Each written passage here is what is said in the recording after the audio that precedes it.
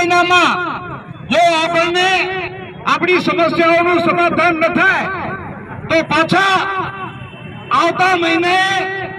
આ જ હોસ્પિટલ આ જ જગ્યા ખાતે આપણે આવતા સમયમાં બોડી સંખ્યામાં આવી અને હોસ્પિટલને તાળાબંધી કરવાનો પ્રોગ્રામ આપીશું અને જ્યાં સુધી આપણી સમસ્યા પૂરી ન થાય 1 મહિનાનો આપણે એમને સમય આપીએ છીએ। જો સમય 1 મહિનામાં આપણી સમસ્યાનું સમાધાન ન થાય, રાપરની વસ્તી 2.5 લાખની વસ્તી હોય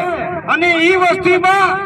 જો આપણને બિલકુલ સમસ્યાનું સમાધાન ન થતું હોય તો આપણે આવતા સમયમાં એક જાગૃત નાગરિક તરીકે આપણે તાળાબંધી કરવાની પણ ફરજ પડશે। અત્યારે આપણને આશ્વાસન મળ્યું છે એટલે આપણે આ સ્થળેથી અત્યારે વિદાય લઈ અને આવતા સમયે